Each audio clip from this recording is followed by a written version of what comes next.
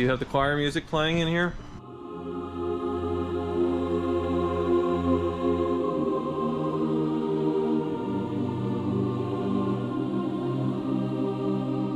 I'm gonna go home and look at all the other broken Porsches I have. Welcome to Hoovie's Garage, the dumbest automotive channel in all of YouTube. And not only am I the dumbest automotive YouTuber there is, but I'm also the dumbest Porsche buyer there is, because I own 5-ish Porsches, and none of them are working as intended right now. And so I'm going to give you a tour of all these Porsches today, starting here in Arkansas at Beaver Lake, here in Leonard's 911 den, where he's going to be refreshing, not really restoring, these two Porsches. Then we'll head back to Kansas and we'll look into the other Porsches. None of them work. This one really doesn't work. This one doesn't work as intended. The other cars have serious issues, and maybe by the end of this video, one car will be working that I can drive home. Maybe one, but I'm an idiot. But before I show why I'm the dumbest Porsche collector in the world, I'd like to thank Policy Genius for sponsoring today's video. Rising inflation rates are causing concern around the country and record car prices. But did you know that one of the easiest ways to instantly save money is by reshopping your home and auto insurance? Policy Genius makes it easy to compare both all in one place, and so far it's helped over 30 million people, including many of my subscribers. Policy Genius is your one-stop shop to find and buy the coverage you need. They've saved shoppers up to $1,250 per year over what they were paying for home and auto insurance. And when you have a hoopty fleet like mine, insurance is very important, but not only to have the best value on insurance, but the best coverage for what you need, and Policy Genius is here to help. Getting started with Policy Genius is easy. First, go to policygenius.com/hoovies and answer a few quick questions about yourself and your property. Then Policy Genius takes it from there. They'll compare rates from America's top insurers, from Progressive to Allstate, to find your lowest quotes. The Policy Genius team can look for ways to save you more, including bundling your home and auto policies. The Policy Genius team works for you, not the insurance companies, and if they find a better rate than what you're paying now, they'll switch you over for free. Their top-notch service has earned Policy Genius thousands of 5-star reviews across Trustpilot and Google. So support me and my generous regular sponsor. Go to policygenius.com/hoovies and save yourself some money. And speaking of dumb, well, not really. No, Leonard, how dumb? I heard that. How dumb am I? Am I just a complete fool? No. You know, I don't think so. I mean, look at the cars that you've accumulated. Oh here. yes, look at this beautiful 1979 911 SC that was a Targa and now a Cabriolet that is in 1,000 pieces. This is a beauty. Look at it though. I mean, look at the possibilities. You get a little duct tape, a Oh, little weather stripping, seat. I think this top frame is probably it. Yeah. Oh, some paint on that. It'll be good as new. So we were talking about making it a Targa again. Putting the hoop, obviously, because Targas, that's the one thing that makes me not a complete moron, is prices on the Targas, especially the SCs, have gone up so much that what I paid for this thing, I think it was $16,000, $18,000, was actually kind of a deal, even with the motor going way, way deeper than we thought. We'll go in your garage in a little bit and see the motor, but I think that's where we're going to go with this one, is bringing it back into a Targa. But first you're going to put the motor in and get it running and driving. Hopefully the transmission's sitting where the driver would sit right now. Right so here. Yeah, that's a great thing. This was a common conversion in the 80s for these cars, and you know, a lot of this I did this conversion myself from Targas back in the day. But people have realized the value of a Targa, pulling the top off and cruising around, and the values have gone up. You know, I think you've done okay. You know, you bought it cheap. You've got to put some money in it, but you know, you're going to come out all right on this car. It's going to be a nice car. So you think, what do you think? Maybe $3,000 to get it back into a Targa again? Maybe a little more? I think so. I think 3 to 5 grand, absolutely. Okay. The big cost is going to be the Targa top. Right. We're going to try to keep it at 3. Okay. You know, we're not trying to spend all your money, but yes. The Targa top is expensive. Well, you know, the glass is cheap, but there's a lot of money that went in here that doesn't exist yet. Yes. And it's a car that's originally gold, obviously. So somebody made it red. They put the whale tail on it.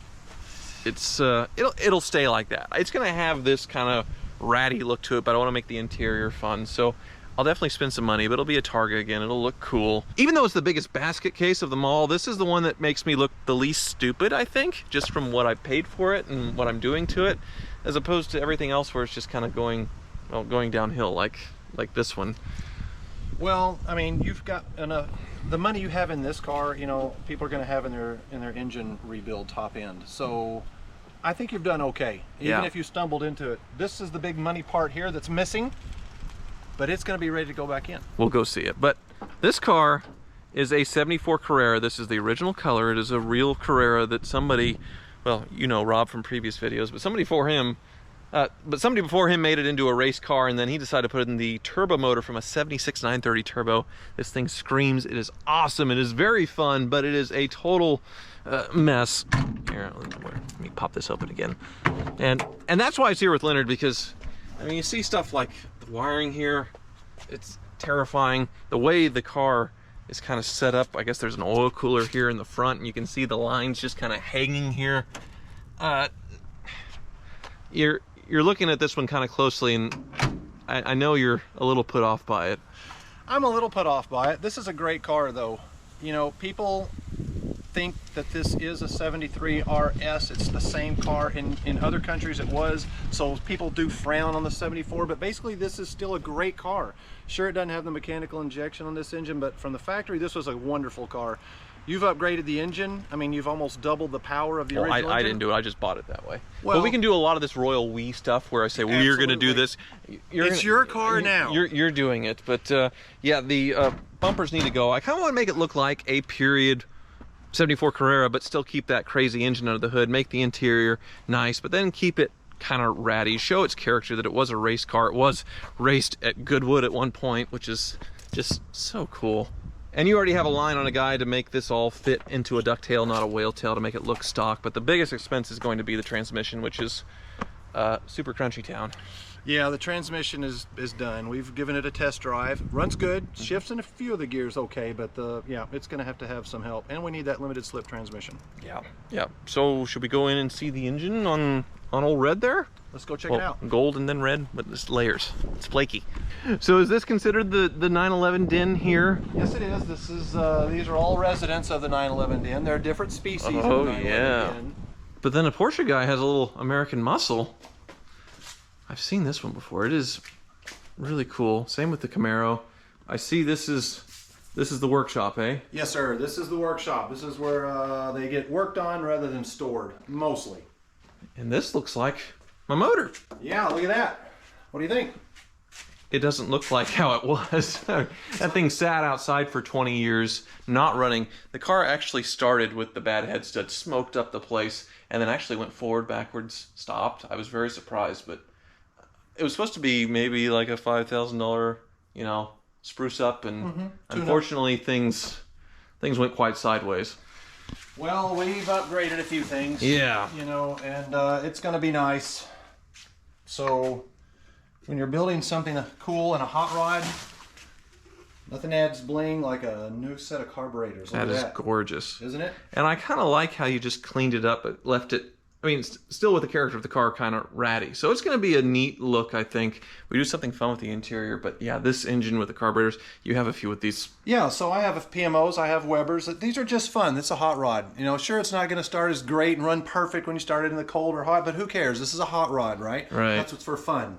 Well, it's been a year, 2 years, I guess. Has it been in 2 years? Surely not. I don't know. I think I bought it in a calendar year 2 years ago, so it's been quite a journey.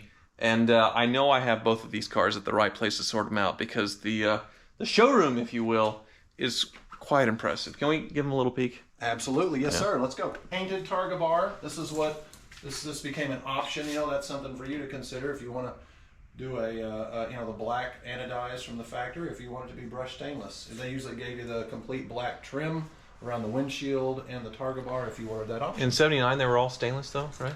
I think they were all stainless and you could get black. Yes, here we go. Do you have the choir music playing in here? No, sir. Gee. This is what my first Porsche was, a 67 911, and I bought this out of Tulsa.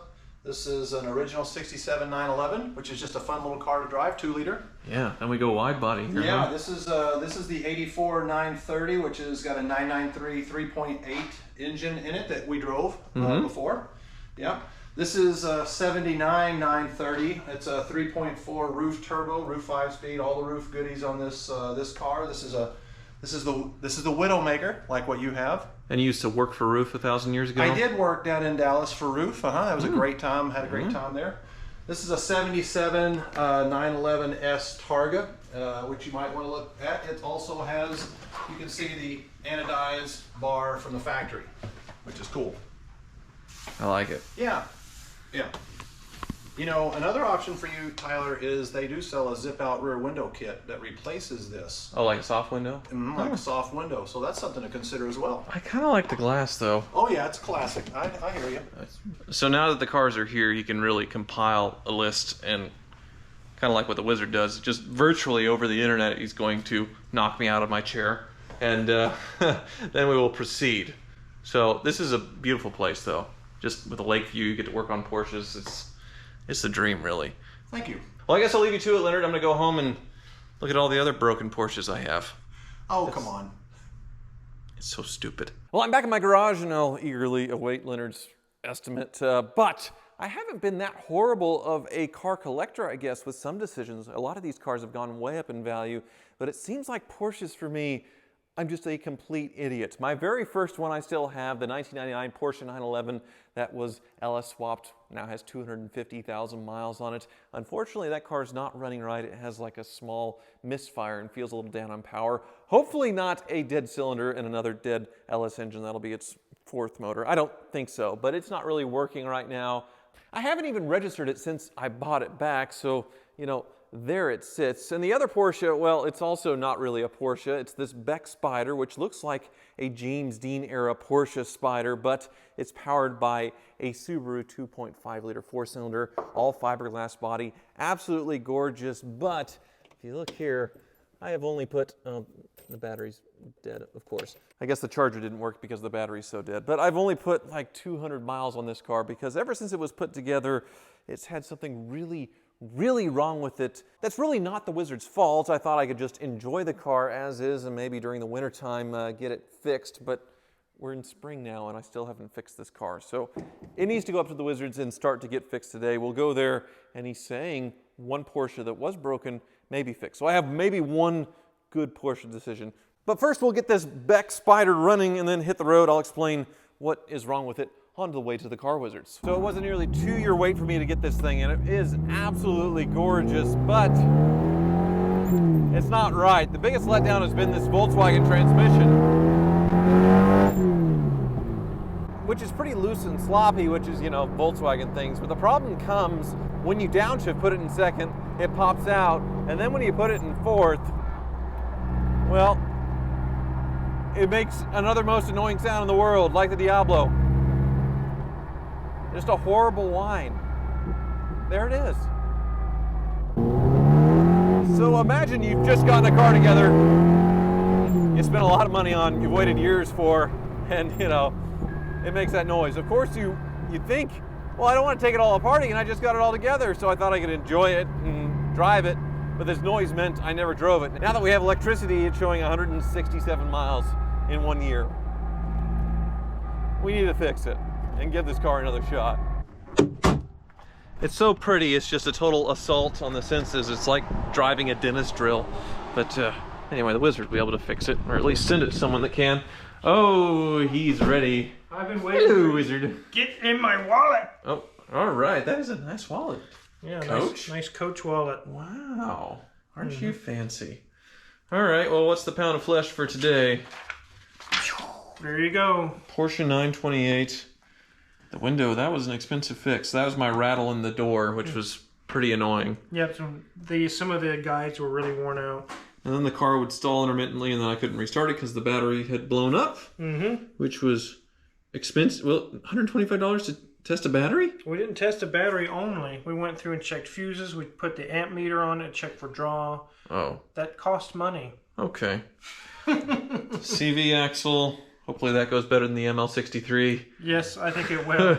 Okay. And, oh yeah, and then there was that AC leak from one of the lines. So that was something. Okay, $1,230. That's definitely doable. You got the keys? Pay me first. He's not slipping. I hate to take away from your favorite activity, but you do recall the Beck, which is up here. Yes. Had that noise from the transmission that's just been there all the time. And so I guess I need to find somebody to rebuild it again. The proper way. So once I do that, I guess you can yank it and send it out. Then maybe I can enjoy. I only put 170 miles on that car in a year. That's sad, isn't it? It's really sad. Transmission arrived broke and it hadn't even been installed yet. Yep. So between the moans and the dentist drills and everything else, a lot of undrivable cars. But the Porsche, maybe one good car. Only $1,200 worth of stuff wrong with it. Paid, I'm free. All right, I go from this beautiful looking dentist drill to the lap of luxury for Porsche circa 1988. Oh yeah. Well, thank you, Wizard. No problem, thank you. This is so nice. It has AC. It has AC. The seats are so comfortable. Ah, there we go. All right, bye. See you later. Well, it starts, the rattle in the door is gone, and she's running good. So I do have one working Porsche, and it is a very, very nice one. This thing reminds me a lot of my Ferrari 456, that comfy 4-seat GT cruiser thing. And this is obviously a much, much cheaper car to buy than that Ferrari. Oh yeah. So maybe I'm not a complete idiot. Although in my Porsche collecting, I did sell some cars that I shouldn't have, like my 996 Turbo I bought for mid-30s, spent 5-7 grand fixing it, and then sold it for mid-30s. And then there's the 86 3.2 Carrera. That was a very nice car, bought for mid-30s, fixed it, a couple grand there, and then sold it for mid-30s. Those cars are worth way more than that now, so anyway, kicking myself, but I think I'll stay the course. I mean, it wouldn't be Hoopy's Garage if I wasn't hemorrhaging money on cars. Thank you so much for watching. Check out Policy Genius, link below. Also, the 911 Den, Leonard, who we visited earlier, he has a YouTube channel, a fresh video just out. It'll be linked in the comments. Do give it a watch.